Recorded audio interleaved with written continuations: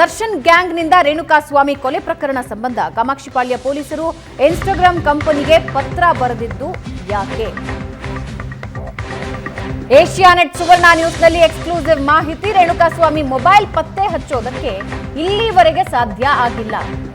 ಆರೋಪಿಗಳಿಂದ ಇಲ್ಲಿವರೆಗೆ ಸಿಕ್ಕಿರೋ ಮಾಹಿತಿ ಪ್ರಕಾರ ಅದನ್ನ ನಾಲೆಗೆ ಎಸೆದಿದ್ದಾರೆ. ಅದನ್ನ ಹುಡುಕೋ ಪ್ರಯತ್ನ ಆಯಿತು, ಆದರೆ ಮೊಬೈಲ್ ಸಿಕ್ಕಿಲ್ಲ. ಮೊಬೈಲ್ ಸಿಕ್ಕಿದ್ರೆ ಅದರ ಡೇಟಾ ರಿಟ್ರೀವ್ ಮಾಡೋದಕ್ಕೆ ಅಂತ ಪೊಲೀಸರು ಹುಡುಕಿದ್ದಾರೆ.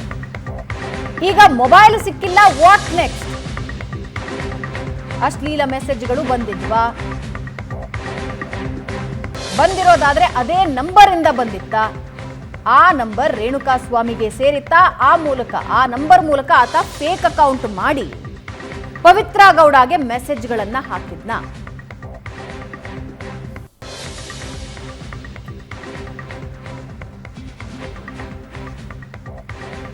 ಬಗ್ಗೆ ಇನ್ನಷ್ಟು ಡೀಟೇಲ್ಸ್ ಹಂಚ್ಕೊಳ್ಳೋದಕ್ಕೆ ರಮೇಶ್ ನಮ್ಮ ಜೊತೆ ಲೈವ್ ನಲ್ಲಿದ್ದಾರೆ. ಪ್ರಶಾಂತ್, ರಮೇಶ್, ಈ ಮೊಬೈಲ್ ನಾಲೆಗೆ ಸೇಲ್ ಆಗಿದೆ ಅಂತಕ್ಕಂಥದ್ದು ಡೇ ಒನ್ನಿಂದಲೇ ಸ್ಪಷ್ಟತೆ ಇತ್ತು. ಅದನ್ನು ರಿಟ್ರೈವ್ ಮಾಡಲಿಕ್ಕೆ ಟೆಕ್ನಿಕಲಿ ಪಾಸಿಬಲ್ ಇಲ್ವಾ? ಬೇರೆ ಸಿಮ್ ಕಾರ್ಡನ್ನು ಉಪಯೋಗಿಸಿ ಈ ರೀತಿಯ ಇನ್ಸ್ಟಾಗ್ರಾಮ್ ಅಕೌಂಟ್ಗಳನ್ನು ರಿಟ್ರೈವ್ ಮಾಡಲಿಕ್ಕೆ ಸಾಧ್ಯ ಇಲ್ವಾ? ಪ್ರಶಾಂತ್, ಈ ದರ್ಶನ್ ಅಂಡ್ ಗ್ಯಾಂಗ್ ರೇಣುಕಾಸ್ವಾಮಿ ಕೊಲೆ ಮಾಡಿದ ಮೂಲ ಕಾರಣವೇ ರೇಣುಕಾಸ್ವಾಮಿ ನಟಿ ಪವಿತ್ರ ಗೌಡಗೆ ಒಂದಷ್ಟು ಅಶ್ಲೀಲವಾಗಿ ಮೆಸೇಜ್ ಮಾಡಿದ್ದ ಅನ್ನುವಂಥದ್ದು. ಅಂದರೆ ಆ ಬಗ್ಗೆ ಈಗಾಗಲೇ ಅರೆಸ್ಟ್ ಆಗಿರುವಂತಹ ಆರೋಪಿಗಳು ಜೊತೆಗೆ ಪವಿತ್ರ ಗೌಡ ಕೂಡ ಅದೇ ವಿಚಾರವನ್ನು ಕೂಡ ಹೇಳ್ತಾ ಇರುವಂಥದ್ದು. ದರ್ಶನ್ ಕೂಡ ಆ ವಿಚಾರವನ್ನು ಉಲ್ಲೇಖವನ್ನು ಮಾಡ್ತಾ ಹೋಗ್ತಾರೆ. ಆದರೆ ಕ್ರೈಮ್ ನಡೀಲಿಕ್ಕೆ ಮೂಲ ಕಾರಣ ಏನು ಅನ್ನುವಂತಹ ಆ ಒಂದು ಮೆಸೇಜ್ಗಳನ್ನು ರಿಟ್ರೈವ್ ಮಾಡಲಿಕ್ಕೆ ಪೊಲೀಸರು ಒಂದಷ್ಟು ಪ್ರಯತ್ನವನ್ನು ಮಾಡ್ತಿದ್ದಾರೆ. ವಿಶೇಷವಾಗಿ ರೇಣುಕಾಸ್ವಾಮಿಯ ಮೊಬೈಲ್ ಸಿಕ್ಕಿದ್ರೆ ಅದು ತುಂಬ ಈಸಿ ಆಗ್ತಾ ಇತ್ತು. ಕೊಲೆ ಮಾಡಿದಂಥ ಆರೋಪಿಗಳು ರೇಣುಕಾಸ್ವಾಮಿ ಅಂದರೆ ದೇಹವನ್ನು ರಾಜಕಾಲುವೆಗೆ ಎಸೆದ ಸಂದರ್ಭದಲ್ಲಿ ಅದೇ ಸ್ಥಳದಲ್ಲಿ ಹರಿಯುವ ನೀರಿಗೆ ಎಸೆದಿದ್ದಾರೆ. ಆ ಒಂದು ಮೊಬೈಲನ್ನು ಹುಡುಕಾಟ ಮಾಡಲಿಕ್ಕೆ ಪೊಲೀಸರು ಸಾಕಷ್ಟು ಪ್ರಯತ್ನವನ್ನು ಮಾಡ್ತಾ ಇದ್ದಾರೆ. ಹಾಗಾಗಿ ಇದುವರೆಗೂ ಮೊಬೈಲ್ ಸಿಕ್ಕಿಲ್ಲ. ಹಾಗಾಗಿ ಈ ಒಂದು ಕ್ರೈಮ್ಗೆ ಮೂಲ ಕಾರಣ ಆಗಿರುವಂಥ ಆ ಇನ್ಸ್ಟಾಗ್ರಾಮ್ ಮೆಸೇಜ್ಗಳನ್ನು ಒಂದು ಪಡ್ಕೊಳ್ಳಿಕ್ಕೆ, ಅಂದರೆ ಒಂದು ಕಡೆ ಪವಿತ್ರ ಗೌಡ ಮೊಬೈಲಿಂದ ಕೂಡ ಪಡ್ಕೊಳ್ಳಬಹುದು, ಅಥವಾ ಅಲ್ಲಿಯೂ ಕೂಡ ಒಂದಷ್ಟು ಮಾಹಿತಿಯನ್ನು ಪಡ್ಕೊಳ್ತಿದ್ದಾರೆ. ಆದರೆ ಆರೋಪಿ ಏನು ಮೆಸೇಜ್ ಮಾಡಿದ್ದ ಆ ಒಂದಷ್ಟು ಮೆಸೇಜ್ಗಳನ್ನ ರಿಟ್ರೀವ್ ಮಾಡಬೇಕಂತ ಅನಿವಾರ್ಯತೆ ಇರುವಂಥದ್ದು. ಆ ನಿಟ್ಟಿನಲ್ಲಿ ರೇಣುಕಾಸ್ವಾಮಿ ಹೆಸರಲ್ಲಿ, ಅಂದರೆ ಯಾವ ನಂಬರ್ನ ಬಳಕೆ ಮಾಡ್ತಾ ಇದ್ದ ಆ ನಂಬರ್ನ ಈಗಾಗಲೇ ನಕಲಿ ನಂಬರ್ನ ತೆಗೆದುಕೊಂಡಿದ್ದಾರೆ. ಆ ನಕಲಿ ನಂಬರ್ನ ತೆಗೆದುಕೊಂಡು ಅದರಿಂದ ರಿಟ್ರೀವ್ ಮಾಡುವಂಥ ಪ್ರಯತ್ನವನ್ನು ಮಾಡ್ತಾರೆ. ಆದರೆ ಅದು ಸಾಧ್ಯ ಆಗ್ತಾ ಇಲ್ಲ. ಯಾಕೆಂದರೆ ಒಂದು Instagram end to end encrypt ಇರುವಂತಹದ್ದು, ಅದು ಒಂದು ಗೌಪ್ಯತೆ ಕಾಪಾಡುವಂತ ವಿಚಾರ ಆಗಿರುವಂತದ್ದು. ಹಾಗಾಗಿ ಆ ಒಂದು ಮೆಸೇಜ್ಗೆ ಸಂಬಂಧಪಟ್ಟಂತೆ ಇದ್ರೆ ಈ ನಂಬರ್ ಬಳಕೆ ಮಾಡ್ತಾ ಇದ್ದಂತ ಇನ್ಸ್ಟಾಗ್ರಾಮ್, ಯೂಶಲಿ ಇನ್ಸ್ಟಾಗ್ರಾಮ್ ಅಲ್ಲಿ ಲಾಗೌಟ್ ಆದಾಗ if they have the sim, ಆ ನಂಬರೇ ಇದು ಇದೆ ಅಂತಂದ್ರೆ ಆ ಯೂಸರ್ ಐಡಿನ ಹಾಕಿದಾಗ ಅದು ಒನ್ ಟೈಮ್ ಪಾಸ್ವರ್ಡ್ ಕೇಳುತ್ತೆ, ಅಥವಾ ಫರ್ಗೆಟ್ ಪಾಸ್ವರ್ಡ್ ಅಂತ ಕೊಟ್ಟಾಗ್ಲೂ ಕೂಡ ಅದು ರಿಟ್ರೀವ್ ಆಗೋ ಚಾನ್ಸಸ್ ಜಾಸ್ತಿ ಇದೆ. ಈಗ ಯಾವ ಅಕೌಂಟ್ ಅನ್ನೋದು ಪವಿತ್ರ ಗೌಡ ಅಕೌಂಟಿಗೆ ಕಳಿಸಿರೋ ಮೆಸೇಜ್ಗಳ ಮೂಲಕ ಆ ಐ ಡಿ ಏನಿದೆ ಆ ಐ ಡಿ ಸಿಗೋ ಚಾನ್ಸಸ್ ತುಂಬಾ ಇದೆ. ಸೊ ಇವಾಗ ಇನ್ಸ್ಟಾ ಕಂಪನಿಗೆ ಯಾಕೆ ಪತ್ರ ಬರ್ತಿದ್ದಾರೆ? ಭಾವನಾ, ಅಂದರೆ ಯಾವುದೇ ಡಿಜಿಟಲ್ ಎವಿಡೆನ್ಸ್ಗಳು ಆ ಚಿಕ್ಕನ್ ಸಂದರ್ಭದಲ್ಲಿ ಒಂದು ಪ್ರೈಮರಿ ಎವಿಡೆನ್ಸ್ ಆಗಿ ಸಿಗಬೇಕು. ಅಂದರೆ ರೇಣುಕಾಸ್ವಾಮಿಯ ಮೊಬೈಲ್ನಲ್ಲಿ ಅದನ್ನು ರಿಸೀವ್ ಮಾಡಿದ್ದೆ ಆದರೆ ಅದು ಪ್ರೈಮರಿ ಎವಿಡೆನ್ಸ್ ಆಗಿ ಅದು ಕೋರ್ಟಲ್ಲಿ ವ್ಯಾಲ್ಯೂ ಆಗ್ತಾ ಇತ್ತು. ಆದರೆ ಇವರು ಬೇರೆ ನಂಬರ್ನ ಹಾಕಿ ಅದನ್ನು ರಿಟ್ರೈವ್ ಮಾಡಿದ್ದೆ ಅದರಲ್ಲಿ ಅದು ಎವಿಡೆನ್ಷಿಯಲ್ ವ್ಯಾಲ್ಯೂ ಇರೋದಿಲ್ಲ. ಒಂದು ರೇಣುಕಾಸ್ವಾಮಿ ಮೊಬೈಲಿಂದ ರಿಕವರಿ ಮಾಡಬೇಕು, ಅಥವಾ ಅದನ್ನು ಅಂದರೆ ಏನೋ ಕಂಪನಿ ಏನಿದೆ ಕಂಪನಿಯಿಂದ ಅಧಿಕೃತವಾಗಿ ಅದಕ್ಕೆ ಎವಿಡೆನ್ಷಿಯಲ್ ವ್ಯಾಲ್ಯೂ ಆಗಿ ಕೊಡಬೇಕಾಗುತ್ತೆ. ಆ ಒಂದು ನಿಟ್ಟಿನಲ್ಲಿ ಮತ್ತು ಅದರ ಜೊತೆಗೆ ರೇಣುಕಾಸ್ವಾಮಿ ತನ್ನ ಹೆಸರಲ್ಲಿ ಇನ್ಸ್ಟಾಗ್ರಾಮನ್ನು ಓಪನ್ ಮಾಡಿಲ್ಲ, ಅವನು ಬೇರೆ ಬೇರೆ ಹೆಸರುಗಳಲ್ಲಿ ಬೇರೆ ಯಾವುದೋ ಇಮೇಲ್ ಐ ಡಿಗಳನ್ನು ಹಾಕಿ ಆ ಮೂಲಕ ಏನೋ ನಕಲಿ ಖಾತೆಗಳನ್ನು ಓಪನ್ ಮಾಡಿದ್ದ. ಹಾಗಾಗಿ ಆ ನಕಲಿ ಖಾತೆಗಳನ್ನು ಅಂದರೆ ರಿಟ್ರೈವ್ ಮಾಡುವಂಥದ್ದು ಒಂದು ಸ್ವಲ್ಪ ಕಷ್ಟ ಆಗ್ತಾ ಇದೆ ಅನ್ನುವಂಥದ್ದು. ಆ ಹಿನ್ನೆಲೆಯಲ್ಲಿ ಒಂದು ಎವಿಡೆನ್ಷಿಯಲ್ ವ್ಯಾಲ್ಯೂ ಇರಬೇಕು ಅನ್ನುವಂಥದ್ದಾದರೆ ಅದು ಇನ್ಸ್ಟಾಗ್ರಾಮ್ ಕಂಪನಿಯಿಂದನೇ ನಮಗೆ ಮಾಹಿತಿಗಳು ಬರಬೇಕು ಅನ್ನುವಂಥದ್ದು. ಹಾಗಾಗಿ ಈಗೇನು ಕಳೆದ ವಾರ ಕಾಮಾಕ್ಷಿಪಳ್ಳಿ ಪೊಲೀಸರು ಇನ್ಸ್ಟಾಗ್ರಾಮಿಗೆ ಒಂದಷ್ಟು ಮೆಸೇಜ್ಗಳಂದರೆ ಪತ್ರವನ್ನು ಬರೆದಿದ್ದಾರೆ. ಈ ನಂಬರ್ನಿಂದ ಬಳಕೆ ಆಗ್ತಾ ಇದ್ದಂತೆ ಎಷ್ಟು ಇನ್ಸ್ಟಾಗ್ರಾಮ್ ಐ ಡಿಗಳು ಬಳಕೆ ಆಗ್ತಾ ಇತ್ತು,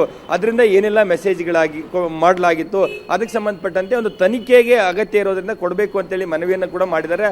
ಆದರೆ ಈವರೆಗೂ ಇನ್ಸ್ಟಾದಿಂದ ಯಾವುದೇ ರೀತಿಯ ರೀತಿಯಾದಂಥ ಉತ್ತರ ಬಂದಿಲ್ಲ ಅನ್ನುವಂಥದ್ದು. ಹಾಗಾಗಿ ಉತ್ತರ ಬರುವಂಥ ಸಾಧ್ಯತೆಗಳು ಕೂಡ ಕಡಿಮೆ ಇದೆ ಅನ್ನುವಂಥ ಮಾಹಿತಿಗಳನ್ನ ಪೊಲೀಸರು ಹೇಳ್ತಾ ಇದ್ದಾರೆ. ಸೊ ಹಾಗಾಗಿ ಒಂದು ಎವಿಡೆನ್ಷಿಯಲ್ ವ್ಯಾಲ್ಯೂ ಬೇಕಾದರೆ ಅದು ಪ್ರೈಮರಿಯಾಗಿ ಸಿಗಬೇಕು, ಅಥವಾ ಇವರು ಒಂದು ನಂಬರ್ನ ಖರೀದಿ ಮಾಡಿ ಅದರಿಂದ ಕಲೆಕ್ಟ್ ಮಾಡಿದ್ದೆ ಆದಲ್ಲಿ ಅದು ಎಲ್ಲ ಒಂದು ಕಡೆ ಪ್ರೈಮರಿ ಎವಿಡೆನ್ಸ್ ಆಗಿ ಉಳಿಯೋದಿಲ್ಲ. ಅದಕ್ಕೆ ಕಾನೂನಲ್ಲಿ ಮತ್ತೆ ಮುಂದೆ ಟ್ರಯಲ್ ಆಗೋ ಸಂದರ್ಭದಲ್ಲಿ ಕೂಡ ಅದಕ್ಕೆ ವ್ಯಾಲ್ಯೂ ಸಿಗೋದಿಲ್ಲ. ಹಾಗಾಗಿ ವ್ಯಾಲ್ಯೂ ಎಡೆಡ್ ಆಗುವಂತಹ ಸಾಕ್ಷಿಗಳು.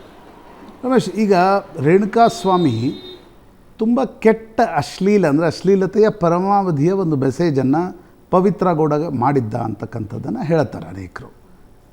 ಟೆಲಿವಿಷನ್ಗಳಲ್ಲೂ ಬಂತು, ಪೊಲೀಸರು ಹೇಳ್ತಾರೆ, ದರ್ಶನ್ ಕಡೆ ಇದ್ದವರು ಹೇಳ್ತಾರೆ.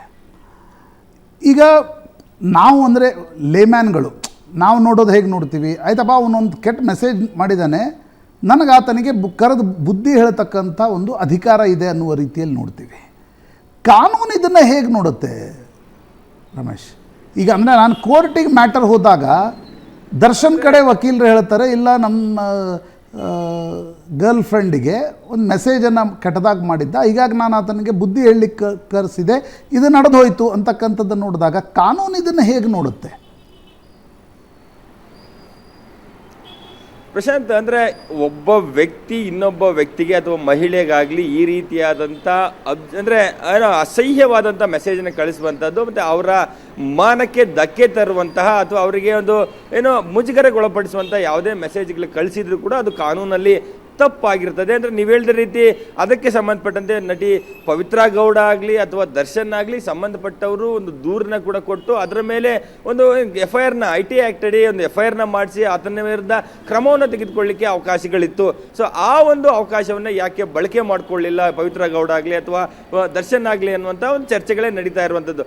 ಆದರೆ ಈಗ ಅದು ತಪ್ಪಾಗಿದ್ರೂ ಕೂಡ ಆ ತಪ್ಪಿಗೆ ಮತ್ತೊಂದು ತಪ್ಪನ್ನೇನು ದರ್ಶನ್ ಅಂಡ್ ಗ್ಯಾಂಗ್ ಮಾಡಿದ್ದಾರೆ ಅದು ಹೀನವಾದಂಥ ಕೃತ್ಯ ಆಗಿರುವಂಥದ್ದು. ಆ ನಿಟ್ಟಿನಲ್ಲಿ ದರ್ಶನ್ ಅಂಡ್ ಗ್ಯಾಂಗ್ ಈಗ ಅರೆಸ್ಟ್ ಆಗಿ ಜೈಲಿಗೆ ಹೋಗಿ ಒಂದು ಕಾನೂನಿನ ಕ್ರಮವನ್ನು ಅನುಭವಿಸ್ತಾ ಇರುವಂಥದ್ದು. ಆದರೆ ಈ ಒಂದು ಏನು ಮೆಸೇಜ್ಗಳು ಮಾಡಲಾಗಿತ್ತು ಆ ಮೆಸೇಜ್ಗಳ ಕಾರಣಕ್ಕಾಗಿಯೇ ಈ ಕೊಲೆ ಆಗಿದೆ ಅನ್ನುವಂಥದ್ದಾದರೆ ನಾಳೆ ದಿನ ಇದನ್ನು ಚಾರ್ಜ್ ಶೀಟ್ ಹಾಕುವಂಥ ಸಂದರ್ಭದಲ್ಲಿ ಅಥವಾ ಕೋರ್ಟ್ನಲ್ಲಿ ಟ್ರಯಲ್ ಆಗುವಂಥ ಸಂದರ್ಭದಲ್ಲಿ ಅದರ ಒಂದು ಮೂಲ ಏನೋ ಎವಿಡೆನ್ಸ್ಗಳು ಬೇಕಾಗುತ್ತೆ. ಆ ನಿಟ್ಟಿನಲ್ಲಿ ಎಲ್ಲ ಒಂದು ಕಡೆ ಪೊಲೀಸರು ಒಂದು ನಕಲಿ ನಂಬರ್ಗಳನ್ನು ಅಂದರೆ ರೇಣುಕಾಸ್ವಾಮಿ ಯಾವ ನಂಬರ್ನ ಬಳಕೆ ಮಾಡ್ತಾ ಇದ್ದ ಅದೇ ನಂಬರ್ನ ಪಡ್ಕೊಳ್ಳುವಂಥದ್ದು, ಅದರಿಂದ ಇಷ್ಟು ಖಾತೆಗಳನ್ನು ಓಪನ್ ಮಾಡಿದ್ದ ಅದನ್ನು ತಿಳ್ಕೊಳ್ಳುವಂಥ ಪ್ರಯತ್ನವನ್ನು ಮಾಡ್ತಿದ್ದಾರೆ. ಆದರೆ ಅದನ್ನು ತೆಗೆದುಕೊಳ್ಳಲಿಕ್ಕೆ ಇಲ್ಲೊಂದು ಕಡೆ ಇನ್ಸ್ಟಾಗ್ರಾಮಿಂದ ಒಂದು ಸಪೋರ್ಟ್ ಸಿಗ್ತಾ ಇಲ್ಲ ಅನ್ನುವಂಥದ್ದು. ಮತ್ತು ಈ ನಂಬರ್ನಿಂದ ಬಳಕೆ ಮಾಡ್ತಾ ಇದ್ದಂಥ ಇನ್ಸ್ಟಾ ಐಡಿಗಳು ಯಾವ್ಯಾವು, ಮೆಸೇಜ್ಗಳ್ಯಾವು, ಯಾವತ್ತು ಓಪನ್ ಮಾಡಿದ್ದ, ಯಾವತ್ತು ಯಾರ್ಯಾರಿಗೆ ಮೆಸೇಜನ್ನು ಕಳಿಸಿದ್ದ, ಈ ರೀತಿಯಾದಂಥ ಮಾಹಿತಿಯನ್ನು ಕೊಡಬೇಕು ಅಂತೇಳಿ ಪತ್ರವನ್ನು ಬರೆದಿದ್ದಾರೆ. ಆದರೆ ಇನ್ಸ್ಟಾ ಕಂಪನಿಯಿಂದ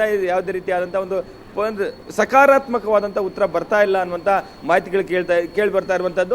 ಅಂತಿಮವಾಗಿ ಎಲ್ಲ ಒಂದು ಕಡೆ ನಕಲಿ ನಂಬರ್ನಿಂದನೇ ಏನೋ ಒಂದು ರಿಟ್ರೈವ್ ಮಾಡ್ತಾರೆ, ಅದನ್ನೇ ಹಾಕಬಹುದು. ಆದರೆ ಆ ಒಂದಷ್ಟು ಎವಿಡೆನ್ಸ್ಗಳಿಗೆ ಮುಂದೆ ಕೋರ್ಟ್ನಲ್ಲಿ ಯಾವ ರೀತಿಯಾದಂಥ ಅದಕ್ಕೆ ಏನೋ ಅದಕ್ಕೆ ತೂಕ ಬರುತ್ತೆ ಅನ್ನುವಂಥದ್ದು ಕೂಡ ಒಂದು ಚರ್ಚೆ ಇರುವಂಥದ್ದು. ಆದರೆ ಅಂಥ ಅನುಮಾನಗಳಿಗೆ ಯಾವುದೋ ಉಳಿಸ್ಕೊಳ್ಳದೆ ಒಂದು ಪ್ರೈಮರಿ ಎವಿಡೆನ್ಸ್ಗಳಾಗಿರುವಂಥ ಒಂದಷ್ಟು ಮಾಹಿತಿಗಳನ್ನೇ ಕೊಡಬೇಕು ಕೋರ್ಟಿಗೆ ಅನ್ನುವಂಥ ನಿಟ್ಟಿನಲ್ಲಿ ಪೊಲೀಸರು ಒಂದಷ್ಟು ತಯಾರಿಗಳನ್ನ ಒಂದು ಪ್ರಯತ್ನಗಳನ್ನ ಮಾಡ್ತಾ ಇರುವಂತಹದ್ದು. ವೆರಿ ಕ್ವಿಕ್ ಕ್ವೆಶ್ಚನ್ ರಮೇಶ್, ನಿನ್ನೆ ಬಂದಿರೋ ಇನ್ಫಾರ್ಮೇಶನ್ ಪ್ರಕಾರ ವಿನಯ್ ಮೊಬೈಲ್ನಲ್ಲಿ 3 ಸೆಕೆಂಡಿನ ವಿಡಿಯೋ ಕೆಲವೊಂದು ಫೋಟೋಸ್ನ ರಿಟ್ರೀವ್ ಮಾಡ್ಕೊಂಡಿದ್ದಾರೆ ಅನ್ನೋದು ಸದ್ಯಕ್ಕೆ ಬರ್ತಾ ಇರೋ ಇನ್ಫಾರ್ಮೇಶನ್.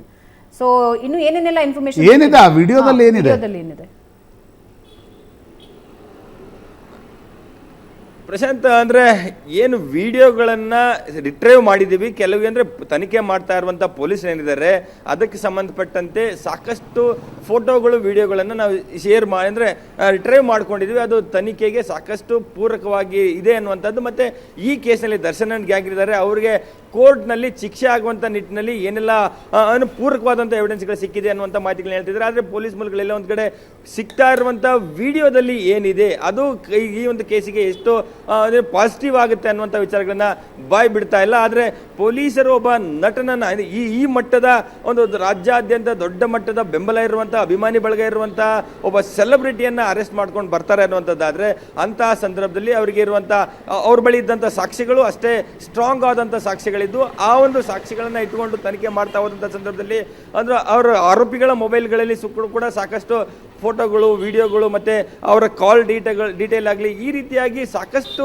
ಒಂದಷ್ಟು ಏನೋ ಟೆಕ್ನಿಕಲ್ ಎವಿಡೆನ್ಸ್ಗಳನ್ನ ನಾವು ರಿಟ್ರೈವ್ ಮಾಡಿದ್ದೀವಿ ಅನ್ನುವಂಥದ್ದಿರುವಂಥದ್ದು. ಹಾಗಾಗಿ ಈಗಿರುವಂಥದ್ದು ಏನಂದರೆ ರೇಣುಕಾಸ್ವಾಮಿ ಕಳಿಸಿದಂಥ ಫೋಟೋ ಏನು, ಆತ ಏನಾದರೂ ವಿಡಿಯೋಗಳನ್ನ ಕಳಿಸಿದ್ದ, ಮೆಸೇಜ್ಗಳನ್ನ ಕಳಿಸಿದ್ದ, ಏನು ಟೆಕ್ಸ್ಟ್ ಮಾಡಿದ್ದ, ಸೊ ಇದನ್ನ ಪಡ್ಕೊಳ್ಬೇಕು. ಅದನ್ನ ಪೊಲೀಸರು ತಾವು ಎಲ್ಲ ಒಂದ್ ಕಡೆ ಅದನ್ನ ರಿಟ್ರೈವ್ ಮಾಡಿದ್ರೆ ಅದಕ್ಕೆ ಎವಿಡೆನ್ಷಿಯಲಿ ಅಲ್ಲಿ ಉಳಿಯೋದಿಲ್ಲ. ಅದನ್ನ ಇನ್ಸ್ಟಾದಿಂದ ಪಡ್ಕೊಂಡು ಅದಕ್ಕೊಂದು ಎವಿಡೆನ್ಷಿಯಲ್ ವ್ಯಾಲ್ಯೂ ಬರುವ ಮೂಲಕ ಮಾಡಬೇಕು ಅನ್ನೋ ನಿಟ್ಟಿನಲ್ಲಿ ಒಂದಷ್ಟು ಪ್ರಯತ್ನಗಳನ್ನ ಮಾಡ್ತಿದ್ರೆ ಆ ಪ್ರಯತ್ನಗಳಿಗೆ ಎಲ್ಲ ಒಂದ್ ಕಡೆ ಹಿನ್ನಡೆ ಆಗ್ತಾ ಇದೆ.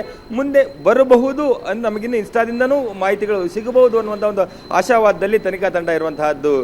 ಎಸ್ ಧನ್ಯವಾದ Ramesh. Thank you Ramesh, thank you very much.